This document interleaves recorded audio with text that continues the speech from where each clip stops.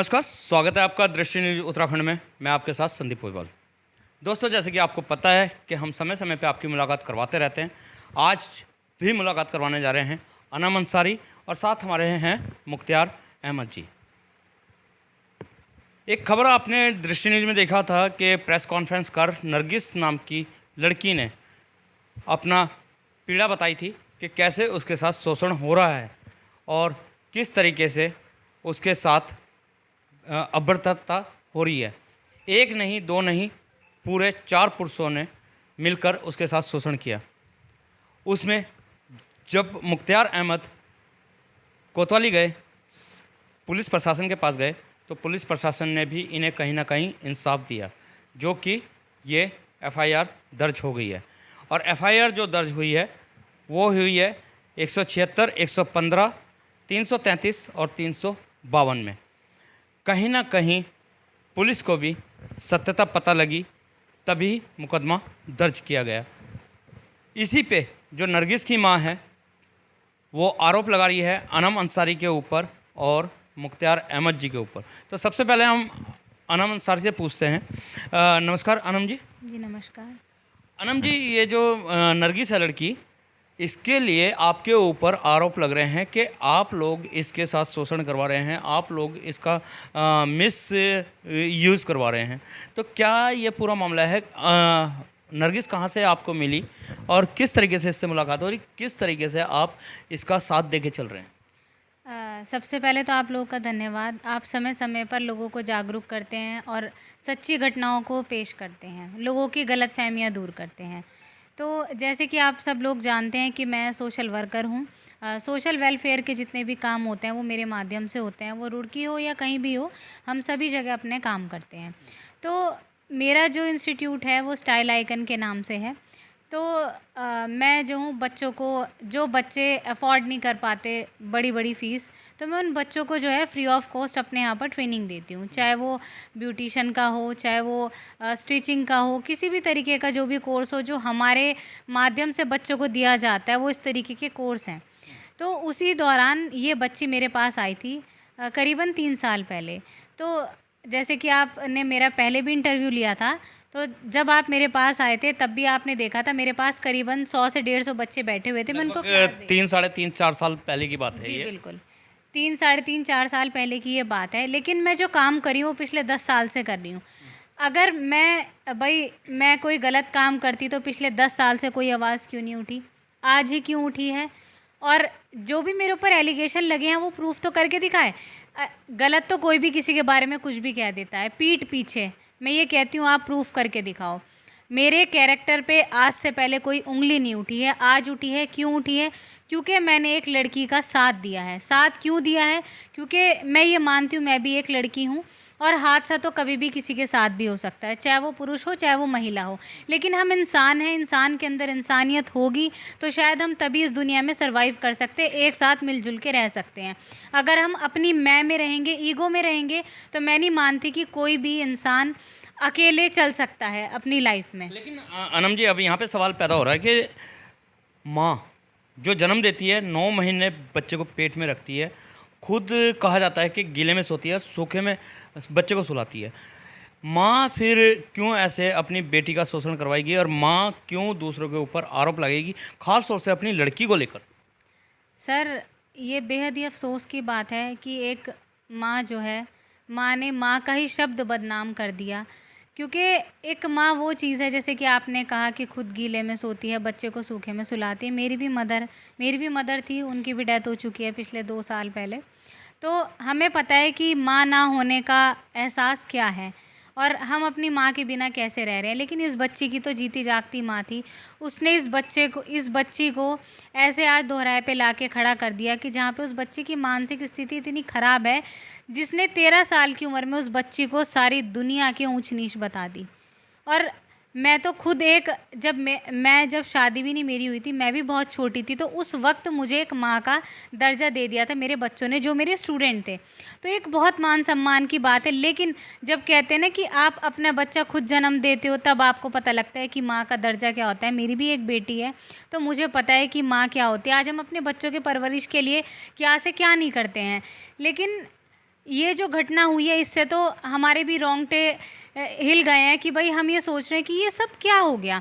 अब हमने इस चीज़ को रोकने के लिए आवाज़ उठाई तो मुझे इस चीज़ का जो तोहफ़ा मिला है वो एलिगेशन के रूप में मिला है कि भाई किसी की मदद करने का जो आपको फल मिलता है वो क्या मिलता है। लेकिन कहते हैं ना कि ऊपर वाले के घर में देर है अंधेर नहीं है।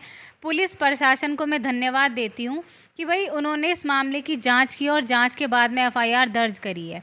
जितने भी इस मामले में दोषी थे उन सब के खिलाफ एफआईआर। नरगिस के अगर तो बात करी जाए परिवार की, तो परिवार में पापा होते हैं और पापा जो है बेटियों से बहुत प्यार किया करते हैं। शायद इसीलिए एक कहावत भी बनी है कि पापा की परी।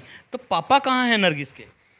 सर इनकी जो मदर है उनके अवैध संबंध के चलते नरगिस के पापा ने उनको डिवोर्स दे दी थी और इस बच्ची को इसकी माँ के हवाले कर दिया था क्योंकि ये एक बेटी थी और उन्होंने अपने पास 3 बेटे रख लिए थे और इसको इसकी माँ के साथ में चलता कर दिया था। क्यों? नरगिस के 3 भाई और भी हैं। हाँ, नरगिस के 3 भाई और भी हैं और ये एक ही बेटी थी उनकी। तो जब इनके माँ के जो भी शारीरिक संबंध जिससे भी चल रहे थे तो उसके चलते हुए उन्होंने डिवोर्स दे दिया था। और जब डिवोर्स दे दिया तो ये बच्ची जो है इसकी माँ ने क्या किया कि अपने आप कहते हैं ना कि बुरा वक्त तो सब पे आता है और ऊंच नीच भी ज़िंदगी में चलती रहती है, अच्छा बुरा वक्त ठीक है। लेकिन उनको जब एक मौका मिला ज़िंदगी जीने का कि चलो भाई अब डिवोर्स हो गई है तो भाई वो कहीं काम करके अपना गुज़र बसर कर सकती थी, लेकिन उन्होंने शॉर्टकट का रास्ता चुना। उन्होंने अपनी बच्ची को इस दलदल में उतार दिया, खुद उतरी साथ में इस बच्ची को भी इस दलदल में उतार दिया। अनम जी, जब प्रेस कॉन्फ्रेंस के दौरान हमारी नरगिस से बात हुई है, नरगिस इस समय में नीट की तैयारी कर रही है। जी। तो ये जो पढ़ाई है ये पूरी माँ की तरफ से हुई है या आप लोगों ने करवाई है? सर देखिए कहते हैं ना कि नेकी कर दरिया में डाल, तो आप भी बहुत समझदार हैं, ऐसी बात नहीं है क्योंकि आप खुद एक जर्नलिस्ट हैं। आप इस बात का अंदाज़ा लगा सकता है कि कौन क्या कर सकता है। एक बच्चे की माँ उसका शोषण करवा के उसको जिस जगह उसने धकेल दिया, तो क्या आप समझ सकते हो कि वो एक बच्ची को पढ़ाएगी? तो आप आइडिया लगा लीजिए इस बात का कि ये काम कौन कर सकता है। और हम नेक काम करते हैं और नेक काम का फल ज़रूर मिलता है। और मैं हमेशा से ही पिछले 10 साल से काम कर रही हूँ और ये तो मेरे सामने खैर केस पहला आया है, वो भी क्योंकि ये मुस्लिम केस है। मुस्लिम केस में अक्सर क्या होता है, लोग बोलते नहीं हैं और बेटियों को भी चुप कर देते हैं। लेकिन यहाँ पे क्या हुआ कि एक माँ ने ही ऐसा काम कर दिया तो बच्ची चुप नहीं रह सकी। और जब हमने उसका साथ दिया, हमने उसके हौसले बुलंद करे कि हम तेरे साथ हैं और तेरे को किसी भी चीज़ की कोई दिक्कत परेशानी नहीं होगी, तो उस बच्चे ने और अपने लिए आवाज़ उठाई है। तो मैं तो सभी से ये कहूँगी कि अगर किसी भी लड़की के साथ कुछ गलत होता है तो आप चुप मत रहिए। चुप रहने का मतलब है कि आप अपनी ज़िंदगी खुद अपने हाथों ख़राब कर रहे हैं। तो ये अनम अंसारी है, इन्होंने बताया कहीं ना कहीं साथ दे के चले हैं। तो इसी के साथ ही हमारे साथ अनम अंसारी के जो पिताजी हैं मुख्तियार अहमद, वो भी साथ हैं और उनसे भी जानते हैं। मुख्तियार जी, सबसे ज़्यादा एलिगेशन जो है आपके ऊपर लगाए जा रहे हैं, आरोप आपके ऊपर लगाए जा रहे हैं कि कहीं ना कहीं मुख्तियार जो है लड़की का शोषण करवा रहा है।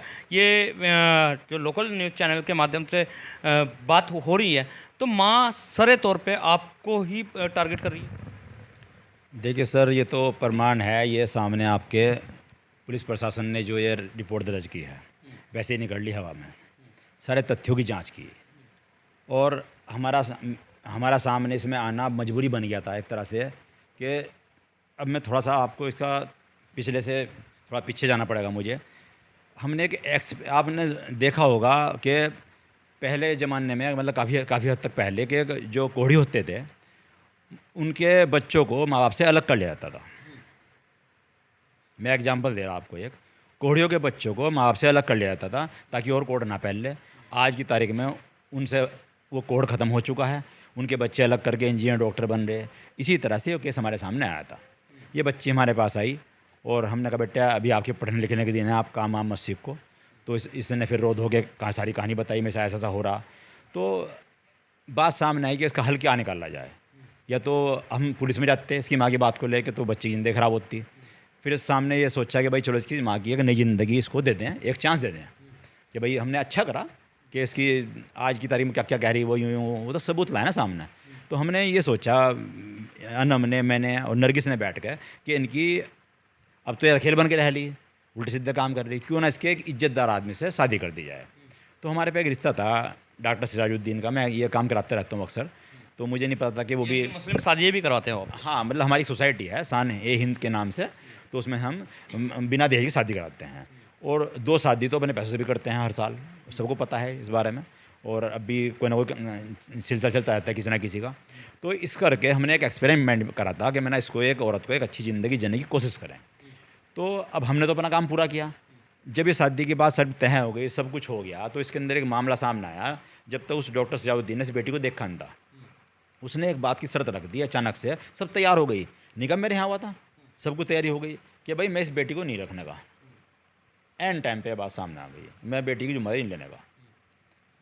अनम ने और मैंने मशवरा करा, बेटा क्या करना चाहिए। हमने कहा ठीक है बेटा, एक और से आपका काम करेंगे। हमने कहा भाई तुम्हें रहने दो इसको यहीं पर, जितना हमारे से हो सके हम करेंगे। यानी कि लड़की की जिम्मेदारी आपने ले ली। अच्छा, जो ये जिम्मेदारी ली थी, ये कोई लिखित बेस पे ली थी या वर्बली थी? उस वक्त ऐसा कुछ नहीं था लिखित की बात, और हमने कहा भाई कुछ आप भी मदद करना, जब इसकी शादी होगी तो डॉक्टर सिराजुद्दीन ने कहा जब शादी होगी तो हम भी मदद करेंगे, मैं झूठ नहीं बोलने का, उसने ऐसा कहा था हमें। तो मैंने चलो तो जब देखेंगे, मैंने फ़िलहाल तो शादी वादी छोड़ो इसकी, हम इसे पढ़ाना चाहते हैं। तो हमने इसको पीजी में रखा और इसकी पढ़ाई चालू करवा दी। तो अब ये हुआ था कि इसकी जिम्मेदारी हमारे पास आ गई थी, और क्या नाम है कि हमने इसको पीजी में रखा, और मैंने कहा बेटा अपनी माँ से भी दुआ सलाम रख, कोई ऐसी बात नहीं है। तो छुट्टियों में जाने लगी वहाँ पे वो। फिर इसने हमें कुछ इस तरह की बातें बताई कि मेरे साथ अश्लील हरकत हो रही है, ऐसा हो रहा वैसा हो रहा वहाँ पे जयपुर में। मैंने बेटा कम जा मत जा, कोई बात नहीं। तो चलो खैर बात बहुत लंबी हो जाएगी, वो मैं शॉर्ट लास्ट में आ जाता हूँ। अभी इसके जो है नीट के पेपर होने वाले थे, और ये जो है अचानक से, पहले जो हुआ था तो घटना बहुत लंबी हो जाएगी, लेकिन लास्ट के 8 महीने के लगभग से वहीं पे थी जयपुर के अंदर। वो जो कहा जा रहा है कि हम करा रहे अब मैं वो सामने लाता हूँ, हम कैसे करा सकते हैं। ये इसके नीट के पेपर होने वाले थे। इसके जो है नरगिस के भाई होता है, एक छोटा बेटा होता है इसकी माँ के पास। तो इन्होंने कहते हैं कि ये 1 साल का हो गया और आप जो है यहाँ पे 1 दिन के लिए आ जाओ। तो इसको 1 दिन के लिए बुला करके हम वहाँ कैद कर लिया। वो जो पीजी वाली है वो बता सकती है आपको कि किस तरह चिल्ला रही थी जब इसका सामान उठा था पीजी में से। मुझे नहीं पता चला इस बात का। पीजी में सामान उठाया जा रहा था, नरगिस को बात नहीं करने दी जा रही थी पीजी वाली से कि हमें नहीं पढ़ाती, अब छोड़ तो ख़त्म कर। इसके नीट के पेपर रुक गए और मेरे पास फ़ोन आया नरगिस का कि अंकल, वो दबाव दे रहे थे उसके ऊपर कि भाई अंकल को मना कर अपने कि मैं अब यहीं पढ़ूंगी। मेरा बेटा ठीक है वहीं पढ़ो आप, ख़त्म हो गई। हम अपने घर बैठ गए आराम से, हमें कुछ पता नहीं क्या हो रहा 8 महीने से। अब ये देखो आप, ये जो अश्लील वीडियो बनती है ये जयपुर के अंदर बनती है। वहाँ मुख्तियार जी कहाँ थे, वहाँ अनम जी कहाँ थी? ये तो जयपुर के अंदर बन रही है ना। उस लड़के को 2 बार इसकी माँ ने अपने घर बुलाया, सबूत है उस बात के, फ़ोन लोकेशन आ जाएगी, सब कुछ आ जाएगा। 2 बार उस लड़के को घर बुलाया, 1 बार बुलाया, 2 बार बुलाया। माँ का तो ये कहना है ना कि मुख्तियार जो हैं वो शोषण करा रहे हैं लड़की तो को। लीजिए आप, अब मैं वहाँ से कहाँ शोषण में चला गया? जब जयपुर में है लड़की, 8 महीने से जयपुर में है लड़की, वो तो पता है सबको, और मैं बता रहा हूँ, लड़की से पूछ लो। इसकी उसकी जब आप अब की बार पेरेंट्स आपके सामने आए ना, वैसे तो आने की नहीं, वो उसका मुंह नहीं आने का, लेकिन अगर आ जाए तो उससे पूछना कि जी जब इसकी जो वीडियो है वो जयपुर के अंदर बनती है और 8 महीने से लड़की आपके पास है, वो लड़का 2 बार आपके घर गया, आपने उससे बिठाया, उससे गुप्त मीटिंग करी लड़के से आपने, उस टाइम मुख्तियार जी कहाँ थे, अनम जी कहाँ थी? जो इसने पहले कर लिया था, जब बाद में शादी का नाटक करा और लड़की ने सोचा चलो जो। मुख्तियार जी, अब यहाँ पे सवाल है कि आप बोल रहे हैं पिछले 8 महीने से जयपुर लड़की थी और जयपुर में और आपके टच में थी और आप ही पढ़ाई करवा रहे हैं। सुनिए लास्ट जो सवाल है हमारा। हाँ, जब यहाँ चली गई थी ना, हाँ, जब यहाँ से चले गई है, लेकिन वहाँ से आपके पास तो कॉल आई है ना, इन्फॉर्मेशन आई है, तो तब ही क्यों नहीं आप पुलिस के पास गए? सुनिए बात आप, इसमें कोई पुलिस की इतने जाने वाली बात नहीं थी। इसने नरगिस ने मुझे कहा कि मेरा एडमिशन यहाँ पे करा दिया। उन्होंने करा भी दिया था, दिखाने के लिए कराया होगा। क्या जयपुर में करवा दिया था एडमिशन, तो अब दिखाने के लिए करा होगा। भाई क्या करा होगा कि हमने इसका एडमिशन यहीं पे करा दिया, और जबकि कहाँ तो पढ़ाई नीट की कर रही है और कहाँ इसकी लाइन हटा के उन्होंने कुछ और जोड़ दी, कहीं और में कर दिया इसका, वो कर दिया। तो मतलब वो जो भी कुछ खेल करा उन्होंने, तो मैंने कहा भाई मेरे घर वालों की तरफ से मेरा परिसर था कि पापा ज़्यादा भी ना इन्वॉल्व हो इसके अंदर, और आप जो बच्ची चली गई है बस अब छोड़ो। क्योंकि उसकी वजह थी कि बच्ची जहाँ जाती थी मार्केट में, मैं साथ जाता था बच्ची की, तो एक अपने बच्चों के साथ जाओ तो कोई नहीं कुछ बात बनाता, और अगर मैं इसके साथ जा रहा तो कोई ना कोई बात बनाएगा जरूर। कोई गैर नहीं बनाने का, आप नहीं बनाने के, कोई और नहीं बनाने का, बनाएंगे रिश्तेदार कि देखो यार इसको शर्म नहीं आ रही, ये इतनी सी लड़की को उठाओ फिर रहा। अरे भाई, जब जो औरत मेरे घर में आके किडनैप करके ले जा सकती है, वो रोड पे से नहीं उठा सकती इस लड़की को। तो लड़की के साथ दिक्कत थी ना। लड़की बिना मेरे अलावा मेरे अलावा मेरे साथ जाती थी, या मेरे बच्चों के साथ जाती थी कहीं पे भी। मेरी बेटी के साथ, बेटों के साथ कभी नहीं गई। ये छोटा बेटा उसके साथ जाती थी। तो हम इसको अकेले कभी जाने नहीं दिया हमने। इतना जिम्मेदारी को लेता नहीं जितनी हमने ली। एक बार 10 बार भी अगर बुला रही पीजी में, हो अंकल मुझे इस चीज़ की दिक्कत है, हम वही दे के आ रहे जाके। वो पीजी वाली बता सकती है उसको किसने पेमेंट किया पीजी वाली को। और हमने कितना ख्याल रखा बीमारी में, इसमें। अगर 12 बजे भी कॉल कर रही, 12 बजे हम खड़े डॉक्टर लेके वहाँ से, तो हमने सब कुछ किया। ये अगर नरगिस की माँ की मानो तो उसका तो कहना ये भी है कि कहीं ना कहीं आपके लड़के से अटैच है नरगिस। देखिए, मेरा बेटा डॉक्टर है और उसको राष्ट्रपति अवार्ड मिला हुआ है। और आप इस पूरे मोहल्ले के अंदर पूछो, कहीं पूछो उसके बारे में, खड़ा हो किसी से पूछ लो, वो बता देगा। वो तो उसे कोई जानता भी नहीं यहाँ पर। राष्ट्रपति अवार्ड मिला हुआ है जिस बच्चे को, तो देखो कभी तो मेरे पे एलिगेंस है, वो बिचल गई। या तो मेरे पे एलिगेशन लगा ले, या मेरे बेटे पे लगा ले, या मेरी बेटी पे लगा ले। यार एक तो बंदा सामने ला खड़ा कर दो। आप एक लड़की ला खड़ी कर दो कि ना मैडम ने हमारे साथ गलत करा, या एक कोई और खड़ा कर दो किसी को, उसके बाप ने गलत करा, या मेरे बेटे पे कोई इल्ज़ाम लगाओ, या हमारे साथ कोई और कांड हुआ आज तक। एक तो लाओ ना। और ये छड़नी है जो छनक छनक के फिर रही है यहाँ से, शुरू से आखिर तक। इसे छूटी किसी से लियो, अवैध चक्कर की वजह से। फिर वो प्लाट जो इसने लिया वो अवैध संबंध में लिया, जो मकान लिया वो अवैध संबंध में लिया। कहीं ये क्या करती फिर रही, बता रही कि मेरे से पैसे हजरे है। भाई क्या है, क्या पैसे हजरे है? जो अपने 2 बच्चों को डॉक्टरी करा रहा, जिससे बच्चों को राष्ट्रपति अवार्ड मिला हुआ, जो हर टाइम आज तक पैसे देखा। तूने पैसे ज़िंदगी में कभी देखा नहीं, तू अपनी बात करना।